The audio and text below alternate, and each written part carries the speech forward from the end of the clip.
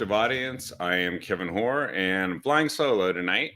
But we have some interesting news to cover. In fact, I'm really kind of catching up with you. You guys might be ahead of me on the news. And to be honest, if you want to go ahead and post something, I'd be more than happy to entertain any stories you think are really important. I'm just going to start out here with some of the national news. For starters, it looks like Kamala Chameleon is well off to the races of creating a fictitious version of herself. The reason why I said Kamala Chameleon, if you remember that song from the 1980s, Karma Chameleon, she is out without answering any of these questions herself. She's out there giving speeches and campaigning and saying absolutely nothing. Hi, Lori. But also, she's got somebody in her name on her team releasing little statements about what she stands for, reversing prior emphatically stated positions that she's held in some cases for a great long period of time, going back into her days in the Senate and throughout her time in public life. For instance, Medicare for All, which is a single-payer healthcare insurance coverage system that would be European-style socialist healthcare with a friendly-sounding name. She was for it. Now she says, I'm not for it. She said she wanted to confiscate everyone's guns that she could in the first 100 days of being in office. Now she's not for that. You name it. Go on down the line. She, of course, Medicare for All would abolish private health insurance. She's now not for that, even though she was for that. The fact is, no one's going to believe this because she's releasing statements through her team who are writing up the new and improved Kamala that needs to win an election when she owns the entire Biden-Harris disaster that has made this a very close race in the first place. And now she is not willing to go unscripted in front of a camera and answer questions or talk to anybody. She won't do press conferences. She won't do interviews, which means that she has these statements being issued and she doesn't have to actually say in her own words what she stands for, because she doesn't really stand for anything. And I think there was a commentator very recently who said, well, actually, she needs to figure out where she's at on these issues. Really? We know where she's at. So now she has to figure out where she's going to be at. And then, of course, Tim Walz, her pick as a running mate, is, in fact, really having to figure out what his stances are going to be after he turned out to be a woke, authoritarian, leftist progressive in Minnesota who looks a lot like Kate Brown to me, except he's got a lot of claims about his service record in the military, which turned out to be false valor. That has been repeatedly stated and challenged here in the news. And so, I think Kamala Chameleon should actually go and hold a press conference and try to explain, do an hour, see if she could handle an hour, just like Trump does. And I think it's going to be one heck of a mess. We'll find out that she is really just one big disaster. And by the way, Democrats are wetting themselves with excitement. They're saying that she suddenly brings joy to them. And I guess you would feel joy if you had dumped the cadaver in chief off the ticket and moved on to somebody who wasn't nearly as doomed to be a complete disaster yet. Now, let's face it. Biden, they couldn't hide that anymore. There was no hiding Biden anymore. But they are going to hide Harris. They're going to make it look like she's out there campaigning, but they're going to keep her from any accountability, any answering questions, any unscripted statements. She's even going to be able to avoid things like, why does a campaign that opposes voter ID require ID to attend one of her rallies? I mean, I guess they're more scrutinizing about whether or not you can come and see her speak than you can vote for her, because maybe she kind of has a clue that they're just gonna let anybody who may or may not be a legitimate voter in this country cast a ballot, and they don't really care. You know, just saying, maybe that's what they're doing. I guess she has a little bit of a problem with Disney. She has a friendship that frankly kind of suggests that there's going to be a significant bias in the upcoming ABC debate. ABC, of course, owned by Disney. And that's the September 10th debate, which Trump has now accepted. Kamala Chameleon has been asked whether she'll do any other debates. Right now, this is the only debate scheduled. It's possible that she may decide after one debate to not debate Trump anymore. Even though there's been almost in every presidential election 3 debates. In 2020, there were 2. The last one was canceled because Biden decided that he thought he'd get COVID from Trump after he recovered. And really, the bottom line is that Biden didn't want to debate foreign policy. And look what we got. Many wars, incompetence, a gutted, shattered DEI military who cannot fight multiple wars at this point in time, and a bunch of adversaries who think that we're fools and they're just going to do whatever they want. And that's what led to these wars, starting with what happened in Afghanistan, caused by the execution of Joe Biden and Anthony Blinken and all the morons that he's got working for him. And then, of course, the invasion of Ukraine, which Kamala Harris said we had deterred just 1 week before it happened, because Vladimir Putin knew we were serious because of all of our sanctions that we were ready to impose. How'd that work? And in other words, it's going to go to hell in a handbasket when Kamala Harris shows up to save the day and make a speech. Unfortunately, that could be our entire future as a country, or maybe it will be a very brief future if Kamala Harris is president. Sad to say. But like I said, liberals are wetting themselves with joy that she is now at the top of the ticket. And then they've got this authoritarian, socialist, leftist, progressive with some conjured military service possibly serving as her vice president and one heartbeat away from the presidency. So, there's going to be a lot of talk about the upcoming debate, but it's just a little under a month away. And there's going to be a lot of questions asked. And I frankly think probably very few answers now, or even once the debate happens. There is going to be a Democrat convention. There's going to be another sugar high from that. And then it's all going to come back down because everybody needs to make sure that the story of Kamala Chameleon gets told to the voters, that they know that she's also the furthest left radical presidential candidate we've ever had, ever.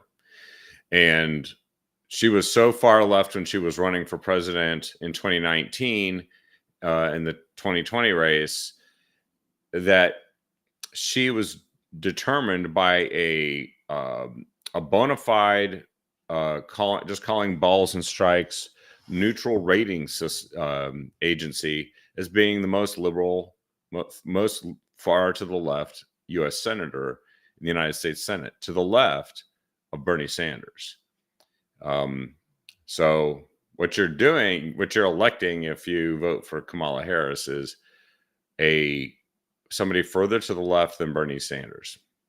You're definitely getting his policies, and you're probably getting a lot worse. And every country that is an adversary in the world, they're just gonna eat us alive with her in charge because they won't take her seriously at all. And you know what that means? She will have to overcompensate by a show of force. She will take us to a war that didn't need to happen, that could have been deterred, because they're gonna test her because she seems like a giant phony. and she's been the vice president under another big phony that she hid, who is in such cognitive decline that he apparently can't stand for a re-election, but apparently it's fine if he continues to serve as president. I'm pretty sure he's sitting in a rocking chair in Delaware being told to sign things as he drifts off and drools on himself because he's not running the country. And meanwhile, there was a very interesting interview today. I got to hear little snippets of it that aired. It was President Trump with Elon Musk. I guess they talked for what, an hour or two? And I got to hear those snippets, and it sounds like they had a real conversation, which, Kamala Harris cannot afford to have. See, she can't even afford to have a conversation with a left-leaning journalist, somebody who could just ask her potentially even questions she already knows are coming. Because if she doesn't have a script, she could say nearly almost any word salad gibberish that then becomes fodder for more TV ads, and they can't afford that. They've got to keep her on track. So this is where we're at right now. And I think there's a lot of issues happening overseas right now that are not getting any attention in the news media. So we have some concerns, frankly. It's going to be a rocky ride because there's going to be people who are going to test not only the current president, but see if they can't shape the race for vice president. And I don't know what that means they're going to do, but I hope it means that we get somebody in there as soon as possible to replace these fools so that we can actually deter a war. Peace through strength. A former Trump advisor actually is warning that Hezbollah could strike on U.S. soil and that no one believes that Joe Biden can actually deter these attacks anymore. He sent about half of the U.S. Navy to the South China Sea in recent months because he needs to send as strong a message as possible, apparently, to his friends in China who are convinced that they had already bought him. And so, look, that's just another great example. If you transmit weakness, appeasement to a country and they don't take you seriously anymore, you have to overcompensate with overwhelming force in order to just convince them to get back to even, to where they believe you again. And this is yet another example. So, yeah, Biden-Harris administration is circling the drain. Harris-Walz is creating an entire fictitious history for both Harris and Walz. And we're left here to make sure that every voter knows, and people who are sick and tired of what they've done to this country are reminded of what they've done, and that they're held accountable at the ballot box, so that we can actually get somebody who brought peace, prosperity, and security and law and order for our country. Something that has been sadly lacking in the policies of the current administration. By the way, Kamala Harris has gone so far in altering her policies to pander and to give people some belief that she's actually electable. She has decided to adopt the eliminating taxes on tips issue. She's decided to do that, which is hilarious because President Trump is the origin of that idea in presidential politics and talked about it. There's even buttons. I've received buttons that actually say this, that have been passed out at Republican booths. And now Kamala Harris says she's for it. You know what she's going to be? She's going to be for anything that gets her elected. It really means lying to whatever extent they decide is feasible, whatever they can get away with. And by the way, one thing about Walz that rings a bell is that I'm having deja vu Kate Brownish deja vu. Under Walz, Minnesota bilked hundreds of millions of dollars even after warnings of pervasive failures. Oregon got fleeced during COVID, and then they lost $450 million in emergency housing funds that apparently were channeled into some sort of COVID relief activity, and they don't know what happened to it. $450 million gone. Auditors told them this had happened, and that is what happened. So, by the way, that border, House Republicans are demanding answers from the Department of Homeland Security because apparently they've been just letting Palestinian nationals enter the United States illegally in fairly large numbers. These are folks that are coming from a region the same region that is continuing, that launched the October 7th attack on Israel and continues to enjoy, unfortunately, strong support from much of the population there. And they're going to come here. They're going to join the protests. Are they going to retaliate against the United States for its support of Israel? Well, maybe they're not so upset about it now that we know Kamala Harris is not really that supportive of Israel because she didn't want to meet with the prime minister. She didn't want to hear the prime minister speak. She refused to hear him speak, and then she met with him and acted like he was yesterday's canine lunch, and refused actually to be at all polite to him, and then started giving lectures and speeches about what Israel needed to do. And frankly, as far as I'm concerned, Israel should be supported in defending itself. And Kamala Harris is really only concerned about losing votes in Michigan, a key swing state, where their failure to prevent a Hamas war on Israel has turned out to be an unpopular situation for them, and they're pandering for that. By the way, there's still the concern that Iran is going to attack Israel. That's happening right now, and Iran have threatened to do so, but now the spokesman for the National Security Council, John Kirby, said that they think the attack could occur in just the next few days. I don't know. I hope this isn't when America dies, but if it turns out that Kamala Harris gets elected and Tim Walz is the vice president, it's America killing itself. I mean, that's for sure. This is economic and national security suicide for starters. And, Brown and Kotex, they actually represent the worst policies in the United States being implemented in a state that's really tired of being experimented on. But Walz represents those policies being taken to the national level. And that's a great concern, frankly. So anyway, that's a little overview of some national news. I think I gave you a nice swath of stuff that's happening and a little opinion about that. And Musk, by the way, Elon Musk has said he's happy to interview Kamala Harris live on X in this Twitter space type of thing. And he said, I'll be super fair, he said, which I don't think fair is probably going to be enough to help Kamala. If she actually has to have an unscripted conversation, she's kind of toast, don't you think?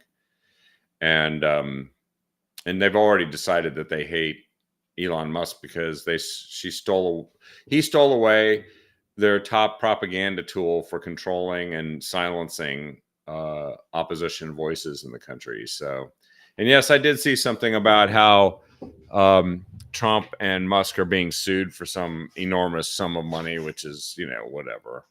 And I think Trump is actually suing the FBI over the Mar-a-Lago documents raid. We'll see what happens with that. But I don't trust that our system of justice in this country will dispense the right result here.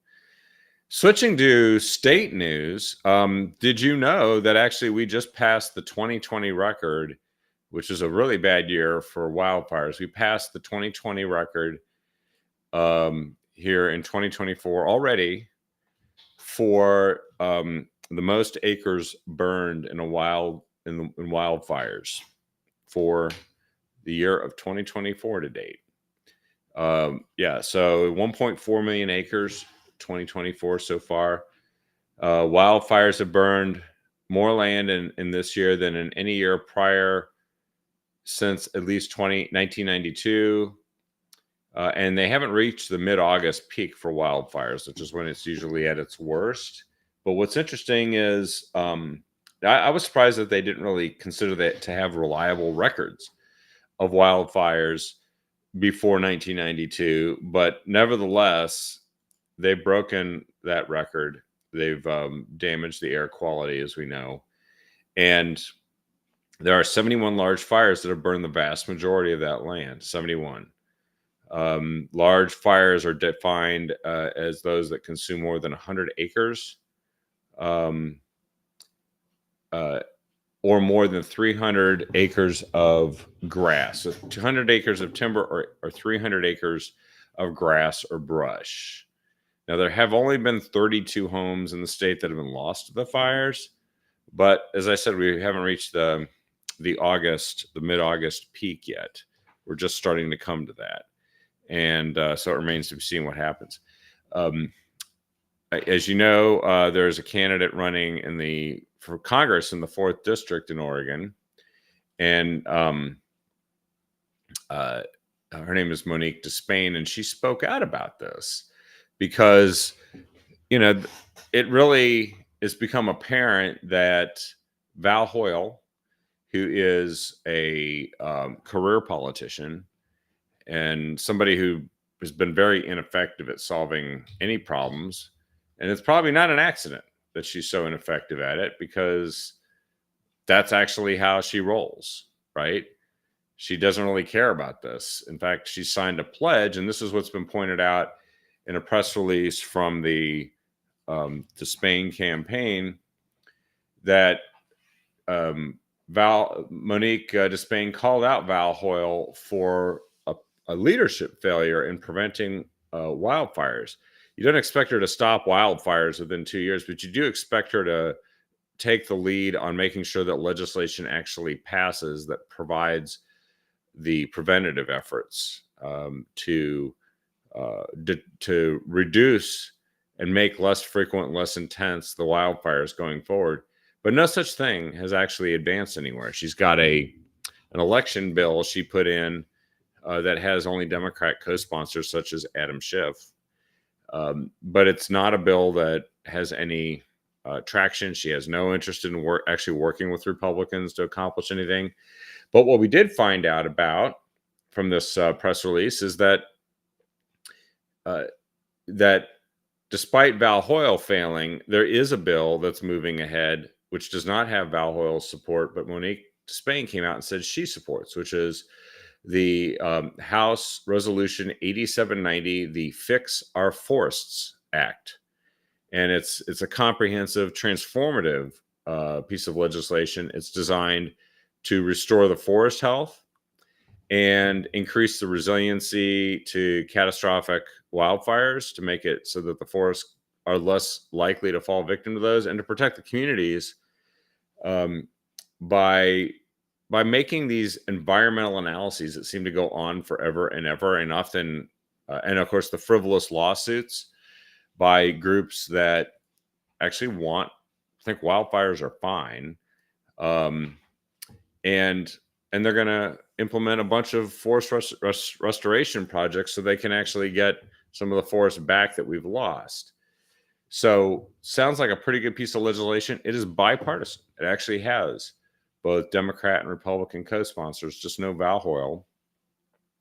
And so this is what we need to do in an election year. We need to take issues like this to the voters right when they're experiencing things like the smoke from the wildfires in this record season, and let them know that there's actually a better way, that we could be doing this. We could have somebody representing us, for instance, in the 4th District, who's serious and is willing to work with anyone to address the issues that we experience here in Oregon. And of course, in this case, the 4th District, which is Eugene, Corvallis, Roseburg, and then the coast from Lincoln County down to Curry County in the California border. But it is like 86% forest land, and half of it's federally managed, or as many people like to say, mismanaged. So take a look at that and share that with folks, because we need to speak out, and this is how you do it. You take that fight to the voters so they understand what you're fighting for. Here's a headline for you. Oregon is among the worst states to live in, according to a rating system called WalletHub. Oregon is ranked 48 for housing costs and 42 for home ownership rates. And I think we all know that people trying to buy homes, it's a very difficult place to do it. And it's very expensive, out of proportion to the incomes that people are able to attain here, especially young people, for which this is a major factor in terms of wealth building and being able to have a stable place, raise families, etc. And there are other states that have high housing costs, but there's some of the ones you might expect where it's very in demand to go and live there. Although some of them, like California, people are leaving. And we've had that problem here too, by the way, in Oregon, people leaving, but they're going to places like Florida and Nevada. So Oregon is the 9th worst state to live in as a result of the key factors that negatively affect its overall livability. It struggles with affordability and high housing costs. Its safety rank is 47th, which raises concerns about crime and overall security. I think we know about that. And so these are real issues that we're experiencing. If you thought you were the only one noticing what a mess it is, apparently in an objective sense, Oregon has a problem. And the red light is flashing on the dashboard. 1/3 of the state wants a divorce so they can leave and go to Idaho. And our politicians just, they continue playing their violins as the state burns, literally. Another good story here in the Oregon Catalyst explains why the American dream is just a dream for many urbanites. It is focused on the urban growth boundary and the flaws in so-called urban planning that has led to a situation where there's not even enough buildable land available to expand housing of any kind within the 20-year period. They're supposed to have enough buildable housing in what they call the urban growth boundary, or UGB. Portland has a government called Metro, which sits on top of this and makes the ability to build single family homes almost impossible. They maintain a tight supply for anybody wanting to build homes. And then they require that everything be densified so that apartments and other forms of high density living are the only things that are allowed to be built. However, there's no place for people that want to move out of apartments to move into because single family homes have become so expensive.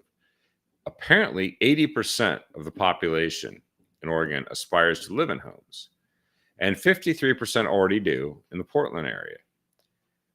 So it's shocking that given that 80% want it and 53% do, Metro is planning to take away the option of home ownership for 77% of future buyers, in effect.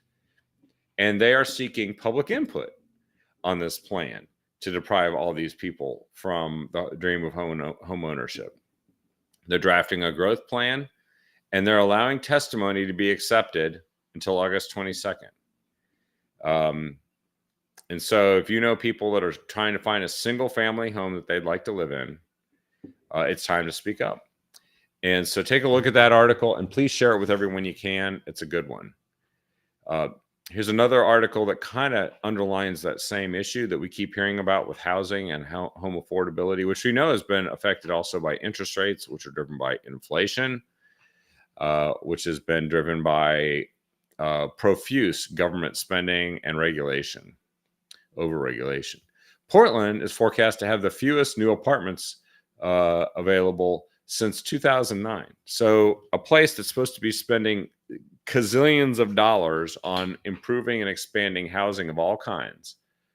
This is a sign they failed, because now they have reached a level of apartments available that is equivalent to, let's see, 15 years ago, when the population was rather somewhat smaller. And this Eco Northwest bunch have done a projection, and they said Portland will field permits for 500 new multifamily units this year, the lowest tally since 2009. So even when they say, hey, we want more apartments and multifamily homes, they still are only authorizing this tiny tally of 500 in this city. Portland is, they say that this really threatens their immediate progress towards building 120,000 new homes by 2045. That ain't happening. Not when 500 are being authorized in 2024. No chance. Anybody can do that math. Even some of the Democrats who seem to not know what happened to $450 million. So this is a big deal, that these guys, everything they do is the antithesis of a solution. Like, we have a big problem. Let's spend a lot of money, and oh, it's getting worse. Well, we need more money. Let's do more of the same thing we've been doing. That seems to be not working. And then, of course, when everything gets too expensive, their solution is to impose taxes. Right now, the Oregon Department of Energy is proposing an 18% increase in what's called the Energy Supplier Assessment. They want to tax energy by 18%. And of course, regardless of where you apply that in the process, that is going to feed through ultimately to the end user of energy. Well, has anyone noticed how expensive energy already has gotten and how difficult it is to pay for this? And now they want to tax it by 18%. That is like saying, I want 18% more inflation. Coming from the people who say that they're solving inflation. Funny way to solve it. That is, if it wasn't so wrong-headed and tragic and damaging to people's livelihoods, it would be funny. But I guess the irony mustn't be lost right now on just what we're getting. Oh, and one other reference on the fire situation. Tina Kotek has issued what she calls the Emergency Conflagration Act. You can take a look at what this is about, but they enact this when local resources aren't enough. Of course, it's a record fire season, so this is almost like saying, there's a flood, and we're going to issue a special declaration saying we need to do everything we can because the flood is overwhelming the sandbags. That's the brilliant people you've got in government right now that took all this time to realize that once 71 fires burning 1.4 million acres had occurred, that they decided, you know what, I think our local people are getting overwhelmed. We're going to have to do something about that. If the fire was lit by a bunch of white nationalist racists, they'd get on this a lot faster. Don't you think? I don't know. It just seems like they need some other motivation to exercise the common sense needed to attack and address these problems in a timely manner. But, they're sending an incident management team and 3 structural task forces. So don't worry. They've got everything under control. And if you thought that wasn't enough, they now want to have something called Measure 118. And the Oregon Catalyst is calling it out. It's supposed to be a tax on corporations, which, by the way, corporations don't pay taxes. They collect taxes from customers.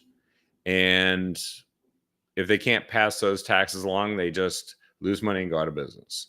And so, but anybody who can raise their prices will do so. So corporations don't pay the tax. They collect it by passing it along as a cost, an added cost of doing business, which is what businesses do with every cost that they face. And so they want to have a 3% tax. It'll become the largest tax in Oregon history if it were imposed. And this is also, they can fund a $750 checks to people who live in Oregon, including homeless people who have lived or say they lived in Oregon for more than 200 days. Gee, what could go wrong with that? And includes people who have lived in Oregon but died at the end of the year.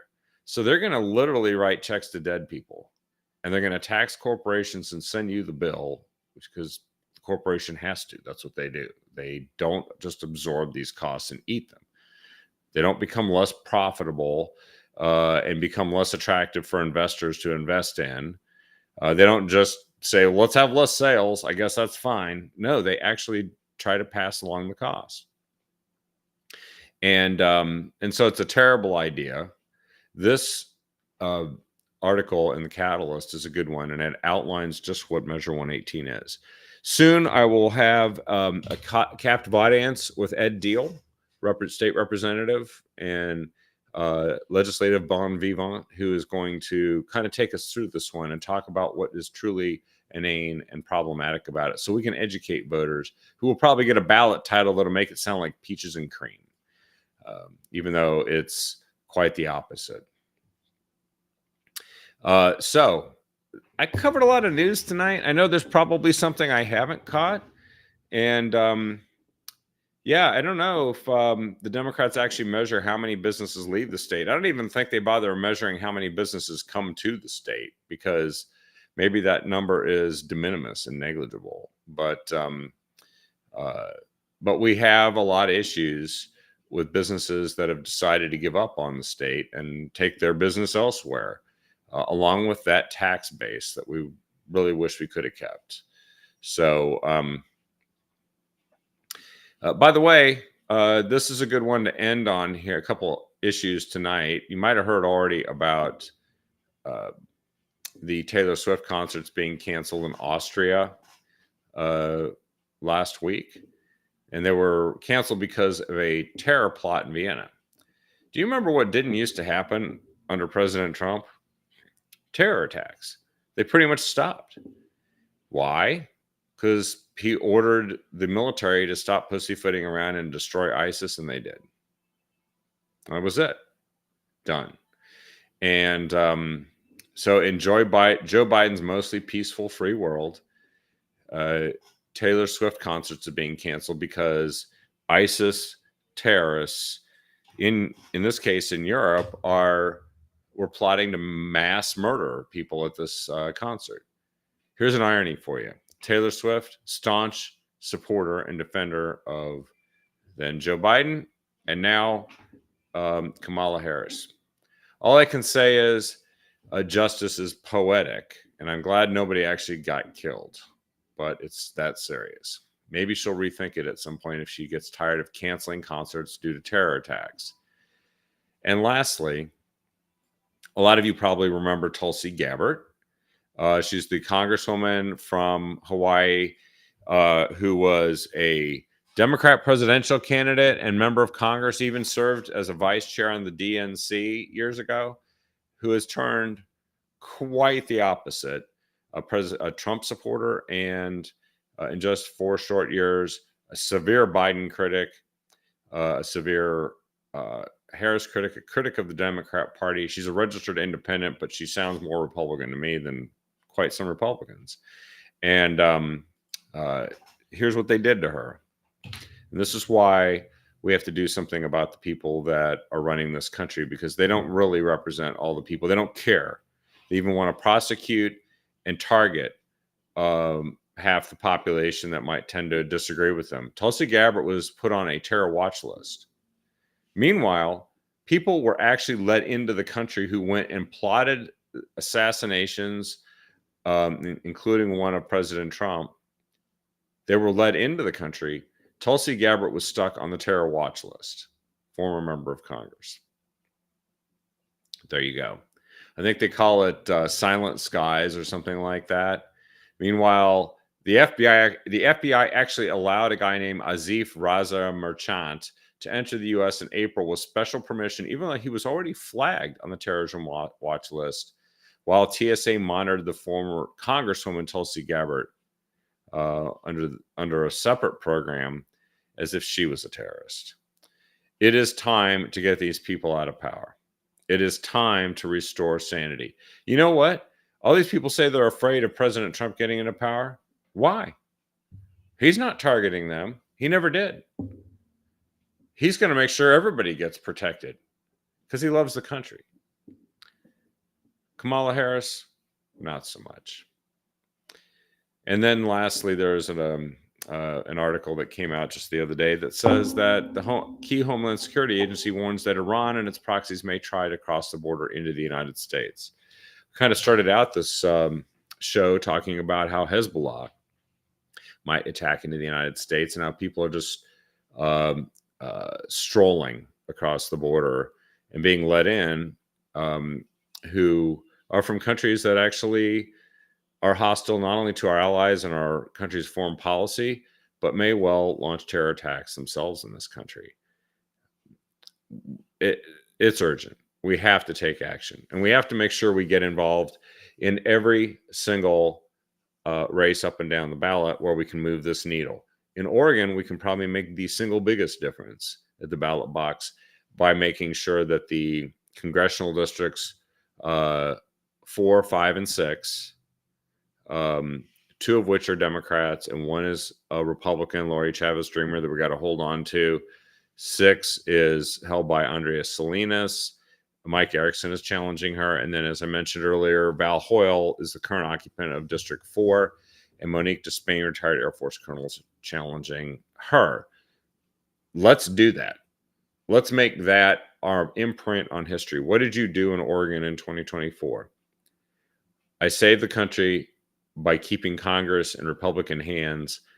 And in the case of some of these seats, solidified a potential Republican majority in the Oregon delegation to the House of Representatives, which is a historic achievement. District 4 has been in Democrat hands for 50 years. Now is the time. Anyway, thanks everyone for joining me here tonight. I really appreciate all that you guys do, following and sharing the show with everyone you can. And then also, please make sure that people who don't know about this show find out about it as soon as possible, because we actually try to make sure you get stuff that you might not get anywhere else, and certainly not with opinion that you can find anywhere else in the state of Oregon, streaming online on Facebook, YouTube, and X. Thank you so much, and you guys have a great night. And tomorrow, I think you'll have Don. I don't know if it'll be Sunny and Don, because Don's been doing some solo shows, and he takes a really interesting, very intellectual, philosophical approach, very refreshing, and I hope